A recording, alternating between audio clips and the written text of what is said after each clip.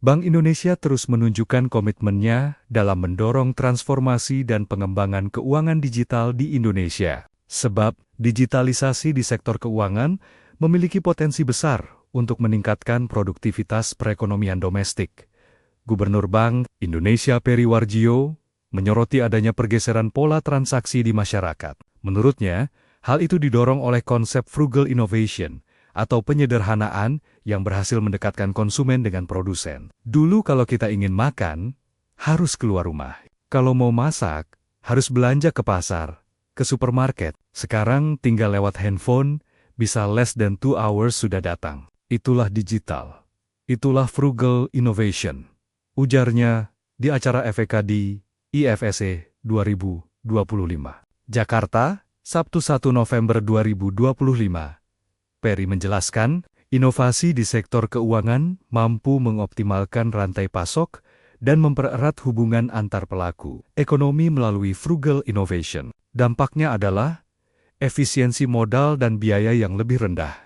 Hal tersebut yang menjadi landasan bagi BI untuk berfokus pada pengembangan keuangan digital di berbagai sektor, termasuk usaha mikro, kecil, dan menengah UMKM, ketahanan pangan, dan pengembangan QR Indonesia Standard QR. Peri bahkan menyebut peran QRIS vital saat pandemi. Blocking yang dulu mata rantai itu panjang menjadi dekat. Itu kemudian yang menjadikan efisien, biaya rendah. Tentu saja, itu meningkatkan produktivitas ekonomi kita. Pada 17 Agustus 2019, kita luncurkan QRIS. Alhamdulillah menyelamatkan Indonesia dari COVID-19. Dulu kita implementasi QRIS juga melalui pasar tradisional dan rumah ibadah, kata Peri. Yang selaras dengan arah Astacita memperkuat kemandirian dan daya saing ekonomi Indonesia.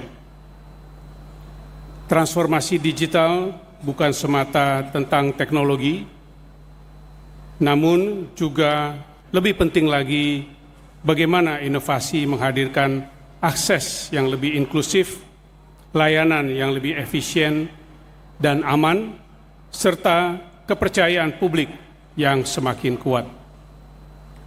Sejalan dengan itu, OJK terus memperkuat fondasi pengaturan dan pengawasan berbasis teknologi, memperluas akses pembiayaan digital secara bertanggung jawab, dan memastikan inovasi berjalan seiring dengan pelindungan konsumen dan integritas sistem keuangan.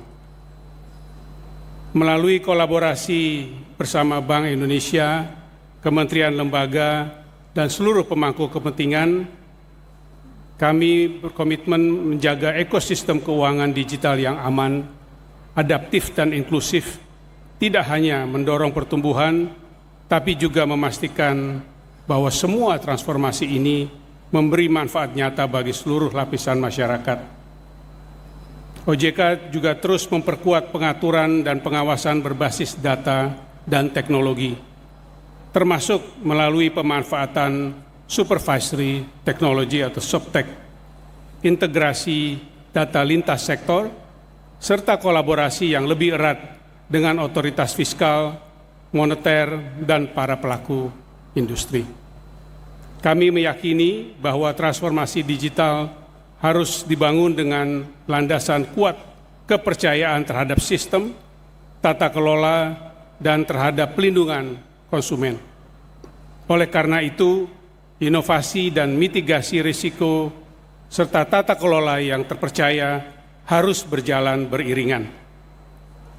Melalui sinergi seperti FEKD, IFSC 2025 ini, Indonesia tentu tidak lagi hanya menjadi pengguna teknologi, tapi juga menjadi salah satu penentu dan pengarah tata kelola ekonomi digital di kawasan. Akhir kata, kami mengajak seluruh pemangku kepentingan untuk terus memperkuat koordinasi, menghadirkan inovasi yang bertanggung jawab, dan memastikan transformasi digital ini benar-benar menghadirkan kemajuan yang inklusif bagi seluruh rakyat Indonesia. Terima kasih. Wassalamualaikum warahmatullahi wabarakatuh. Om Santi Santi Santi. Salam sejahtera bagi kita semua. Om Swastiastu, Namo Buddhaya, Salam Kebajikan. Yang saya hormati Bapak Agus Harimurti Yudhoyono, Menteri Koordinator Bidang Infrastruktur dan Pembangunan Kewilayahan. Yang kami hormati Bapak Peri Warjio, Gubernur Bank Indonesia. Yang hormati Bapak Mahendra Siregar, Ketua Dewan Komisioner Otoritas Jasa Keuangan.